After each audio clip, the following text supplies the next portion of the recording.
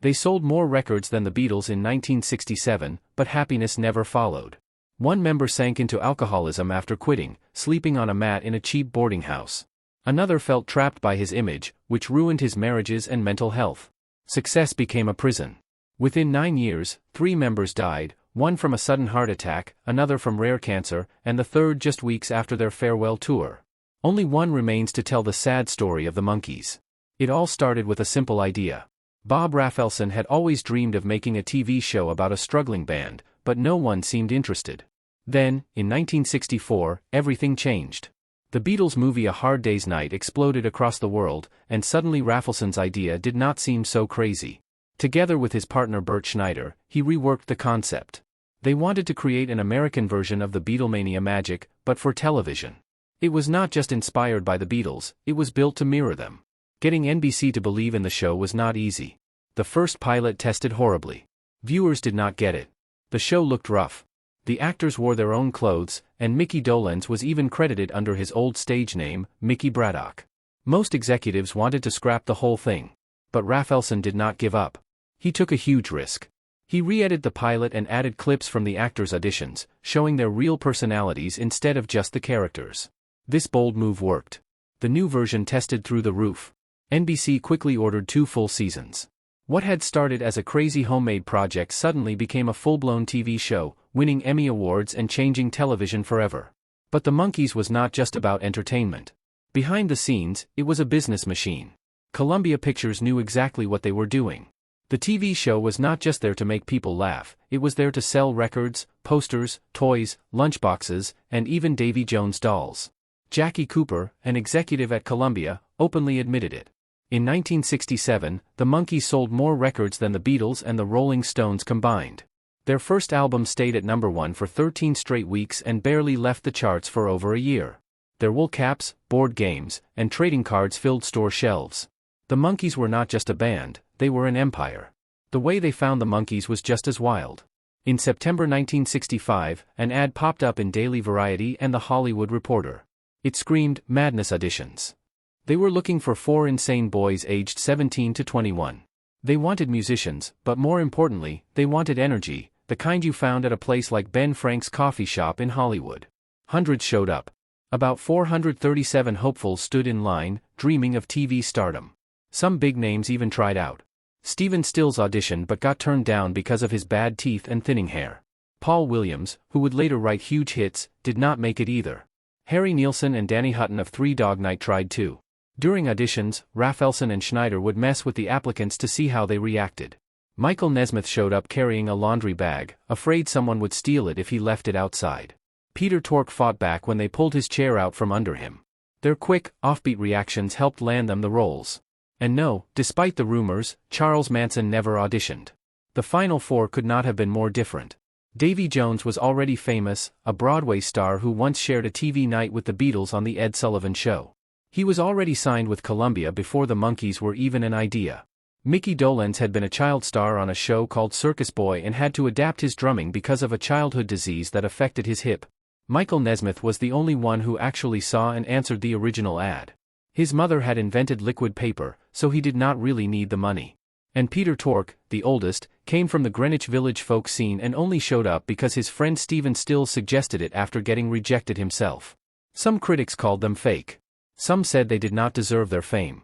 But the Monkees did not just play characters, they became a real band, selling millions of records, changing television, and creating a new kind of pop culture phenomenon.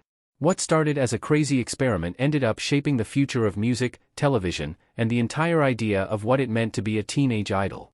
When Don Kirshner was hired to oversee the music for the Monkees TV show, he built a system that focused on one thing, making hit records.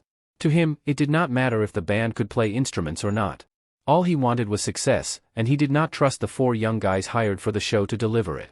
Instead, he brought in the Wrecking Crew, a group of elite studio musicians who had played on countless hits. The Monkees were told to sing, and that was it. Guitarist Louis Shelton, who crafted the famous intro to Last Train to Clarksville, played on more Monkees tracks than any other session musician. Kirshner was blunt about it. He said he had a TV show to run and songs to deliver, and if that meant cutting the band out, so be it. He even moved recording sessions from California to New York to keep the Monkees far away from the action. The formula worked at first. Their debut album sold 4.5 million copies in just a month. But behind the scenes, the band was growing furious. Michael Nesmith and Peter Tork had real musical backgrounds. They were not just actors pretending to be rock stars, they had lived the life, played the clubs, and paid their dues. Watching others record the songs while they sat on the sidelines was humiliating. Nesmith could not hide his anger. He told Rolling Stone how soul-crushing it was to mimic other people's work instead of making something of his own. He believed the Monkees had a responsibility to bring something real to their fans, the way the Beatles had done. While Micky Dolenz quietly complained to friends, Nesmith was ready to fight. He kept pushing Kirshner to let them record their own material, and some of his songs were accepted, but he still had no real power. Things got even worse when Kirshner released their second album. More of the Monkees, without even telling them, had its cover designed like a cheesy J.C. Penney photo shoot, and the liner notes bizarrely thanked Kirshner himself. The band didn't even get advanced copies. They had to go out and buy the album like everyone else. The breaking point came soon after. One day, at a meeting in Beverly Hills, Nesmith finally exploded. Furious over being ignored, he punched a hole straight through the wall and turned to Kirshner, warning him, "That could have been your face." Everyone in the room knew things had changed. A few weeks earlier, Kirshner had secretly released a single in Canada without the band's approval, ruining a fragile agreement that had been hammered out to give the band more say. Even though the single was pulled, the trust was gone. That moment, the hole in the wall became a symbol of everything the Monkees had been fighting against: the fake image, the loss of control, the feeling of being puppets. Kirshner was fired soon after. The show's producers realized the Monkees were too popular to replace, but Kirshner wasn't. With him gone, the band was finally free. They ditched the leftover tracks he had ordered and got to work on their own terms. They locked themselves inside RCA Studio C for weeks, living, breathing, and recording what would become headquarters. They slept in the studio. They jammed. They argued. They celebrated. Micky Dolenz later said it was wild and messy and full of life, everything the earlier albums had lacked. This time, they played their own instruments. They wrote their own songs. The album shot to #1 and went double platinum. It was the first time the world heard the Monkees the way the band had always wanted to sound. Ironically, after being kicked out, Kirshner found his dream band, the Archies. They never talked back because they weren't real. Even after winning creative control, life as a Monkee was anything but easy. Filming the TV show was exhausting. Instead of long takes like other sitcoms, the show was chopped into quick scenes and bursts of filming, often designed just to sell more records. Between shooting, recording, and promotional tours, the band was being pushed to the brink. Things got worse when Columbia sent them on a full tour. At first, the producers were against it. They didn't think the band could pull off live shows. But the Monkees proved them wrong. Their first concert in Hawaii was a hit, and soon the demands piled up even more, performing, filming, recording, day after day, week after week, until the energy that made them famous started to wear thin. As the second season of the TV show rolled out, you could see the changes. Their hair was longer, their clothes were different, and the episodes became stranger. The producers let the band improvise a lot more, and sometimes entire scenes were made up on the spot. Some episodes worked. Others felt like the team was just phoning it in. Caught between commercial demands and artistic dreams, critics noticed the sloppiness, but they also noticed the ambition. The show started borrowing tricks from European art films, quick cuts, weird jumpy edits, and stories that didn't always make sense. Sometimes, it felt more like a surreal dream than a kid's comedy. Behind the craziness, though, was a real battle over who the Monkees were and what they wanted to become. For Davy Jones, the biggest fight wasn't with producers or record executives. It was with the character he had been forced to play. He wasn't just acting on the show. He was Davy, and that came with a price. In public, he was the cute heartthrob, the forever young idol. In private, it wore him down. Davy had started out as a respected stage actor in England. He had Broadway credentials.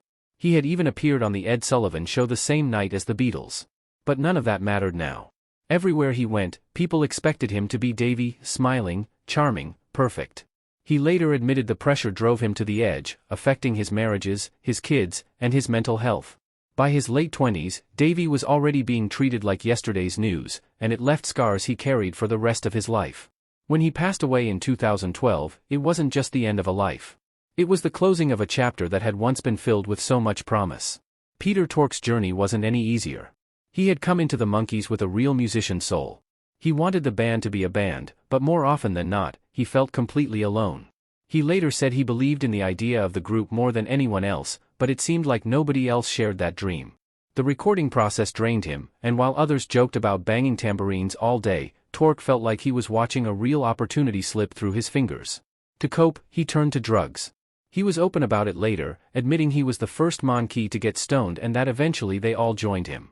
What started with weed turned into a need to try everything: flower power, wild parties, fast cars, whatever could numb the pain. But alcohol proved the most dangerous.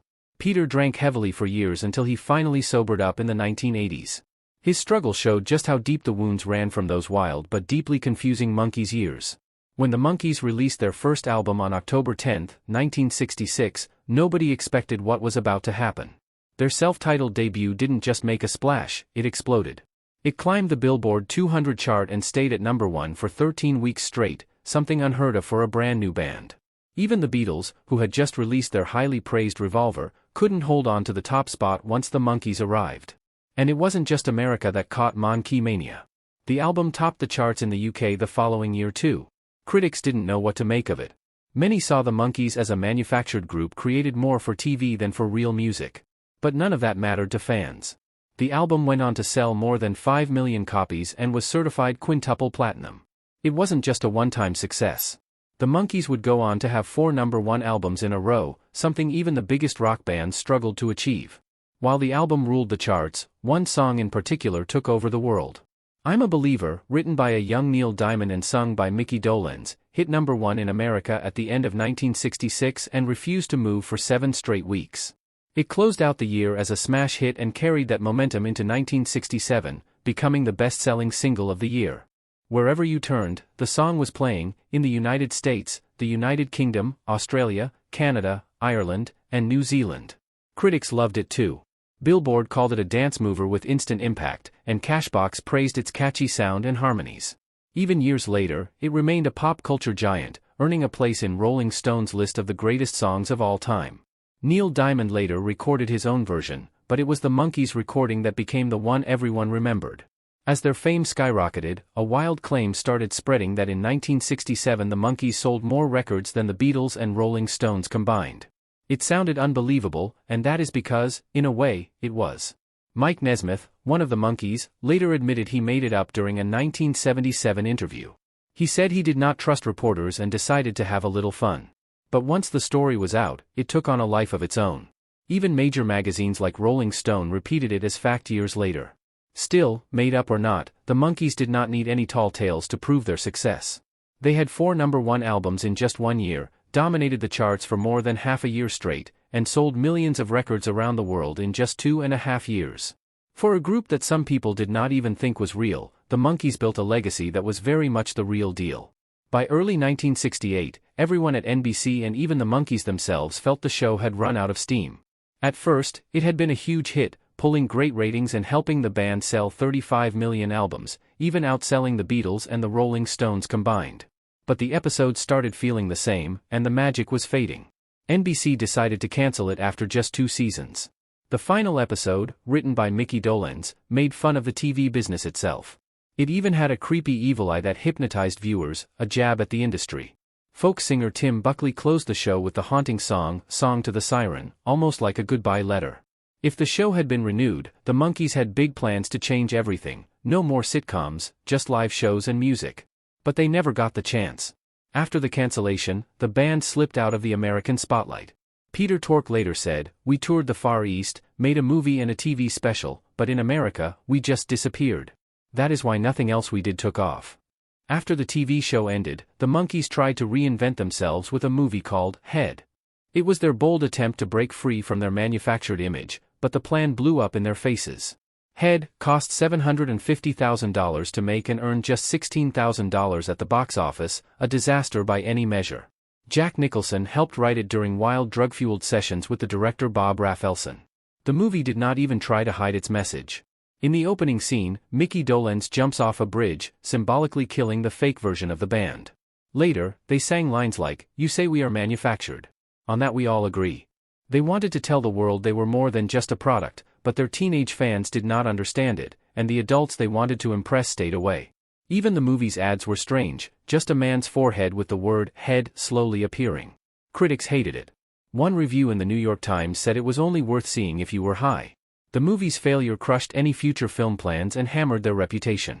Even the soundtrack barely made a dent, peaking at just number 45, a far cry from their earlier hits. Behind the scenes, things were falling apart. In December 1968, Peter Tork decided he could not take it anymore. He bought out the last 4 years of his contract, paying $150,000 per year, a huge amount back then. Tork had actually wanted to leave 2 years earlier but was talked into staying. He later said he did not care about the fame or the awards. He just wanted to play real music. Recording sessions frustrated him even more. He said Davy Jones would finish his tambourine parts quickly, while the rest of them struggled for hours to get the right takes. Davy got tired, Micky lost confidence, Mike wanted full control over his own music. Tork was left feeling alone, still believing in the band while the others had mentally checked out. After filming a TV special, the band gave Tork a gold watch that said, "From the guys down at work." It was meant as a joke, but it marked the end of an era. Tork went on to form his own band, trying for years to move beyond being the guy from the Monkees before finally making peace with his past. The group kept shrinking. After Tork left, Mike Nesmith, Micky Dolenz, and Davy Jones tried to keep things alive. They planned a double album where each would have their own side. In the end, they only managed a single album, The Monkees Present. The unraveling continued. In 1970, Mike Nesmith also quit, fed up with the lack of control. That left just Micky and Davy. They were determined to finish their contracts, so they recorded one last album called Changes. But it was clear the Monkees' time had passed. Their last recording session happened in September 1970. Even their final single was a mess. It got released under the wrong name, Micky Dolenz and Davy Jones, missing the Monkees' name completely. It felt like the final blow. Davy later admitted he did not even know what he wanted anymore. Half the time he tried to keep the band together, the other half he just wanted to run away and sleep. After the Monkees broke up in 1970, Davy Jones thought he could easily step into a solo career. He was still a heartthrob, still a big name, but fame can be tricky. In 1971, Bell Records signed him, and instead of giving him freedom, they tied him down. He couldn't even pick his own songs. What came out of it were flat, forgettable albums that didn't catch fire with fans. His second solo album, simply called Davy Jones, barely made a dent, with Rainy Jane peaking at a disappointing number 52. Even when he performed Girl on the Brady Bunch, a song that fans would later adore, it wasn't enough. It didn't even appear on the album. Looking back, music historian Glenn A. Baker said it best, for someone as talented and confident as Jones, his struggles were just baffling. For all his loud dreams about going solo, when the spotlight turned solely on him, he seemed lost. Still, Davy kept trying. He sang for kids, recorded little albums here and there, and in 2008, Yahoo Music crowned him the #1 teen idol of all time. His charm never really faded, even if the world moved on. Peter Tork's life after the Monkees took a darker turn. At first, drinking felt fun, even freeing, but it didn't take long before alcohol grabbed hold of him tight. Peter admitted he did things drunk that he would have never dared do sober, but alcohol doesn't let you pick and choose. It kept pushing until it nearly killed him. Hollywood wasn't kind either. Without new hits or a machine backing him, Tork found himself shut out. He pounded the pavement, headshot in hand, but after a year of trying, all he got was one reading, and he blew it. Broken, he ended up in a $25 a month boarding house, sleeping on a mat beside his little daughter. It took until 1980 for him to finally claw his way out of it, finding sobriety through what he called a spiritual surrender. Eastern philosophy and a deeper connection to life helped him heal. He later made music again with a band called Shoe Suede Blues, but fate wasn't done testing him. In 2009, he was diagnosed with a rare, aggressive cancer. It would hang over him for the rest of his life. Michael Nesmith took a different road. Always the odd one out, the thinker with the wool hat, he dove into country rock, a genre barely even born yet. Right after leaving the Monkees, he formed the first national band. They made 3 albums in rapid fire, Magnetic South, Lou Salute, and Nevada Fighter, each one full of shimmering steel guitars and rich melodies that would quietly influence giants like the Eagles and Graham Parsons. But back then, almost nobody noticed. Nesmith's music was praised but ignored, like a secret only a few knew about. Still, he didn't stop innovating. In 1976, he made a short film for his song, Rio, and in doing so, he stumbled onto the idea that would later become MTV. He even created a show called Pop Clips, selling it to Warner MX before anyone else had truly realized how powerful music videos could be. Unlike his bandmates, Nesmith didn't have to worry about money. His mother had invented liquid paper, and that cushion gave him the freedom to chase art over fame. He never really looked back. But even legends aren't untouchable. In a brutal span of just 9 years, the Monkees lost 3 of their own. Davy Jones, still vibrant and still touring, died of a sudden heart attack on February 29, 2012. He was only 66. It hit fans like a punch. One day he was planning shows, and the next, he was gone. Peter Tork fought for 10 long years against one of the rarest cancers in the world, a slow, punishing battle that ended on February 21, 2019. He was 77. Then, not even 3 years later, Nesmith passed away too. His heart finally gave out on December 10, 2021, just weeks after he finished the Monkees' farewell tour with Micky Dolenz, the last man standing. Nesmith died at home, surrounded by family, peacefully slipping away. And just like that, a band that started as a made-for-TV joke in 1966 closed the final chapter of their real-life story. The Monkees may have been born on a soundstage, but the impact they left, through all the struggles, dreams, failures, and small victories, was as real as it gets.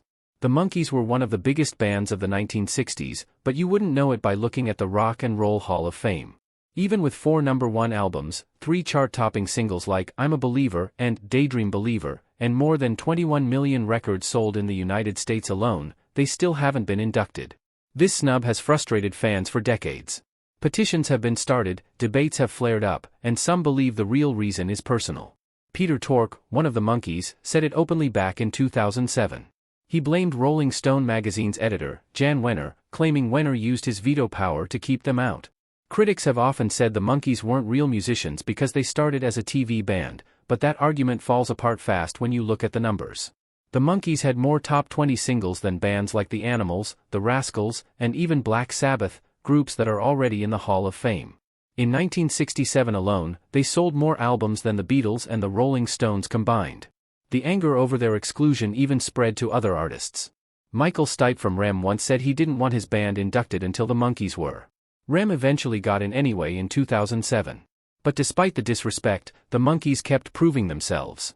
They fought for creative control, took over their music, and made albums that critics eventually admitted were good, some even great. Their legacy isn't just about catchy songs. The Monkees changed the way music and television worked together. When their show first aired in 1966, they didn't just star in a sitcom, they created something brand new. Music performances mixed with comedy sketches, fast edits, surreal jokes, it was wild and fresh, and nobody had ever seen anything like it. In many ways, they invented the music video decades before MTV even existed. The proof is everywhere. Their TV show won 2 Emmy Awards, including Outstanding Comedy. Nesmith, one of the Monkees, later created Pop Clips, a short-form music video show that directly inspired MTV. His company also released Elephant Parts, a wild collection of videos and skits that went on to win the very first Grammy for Best Video.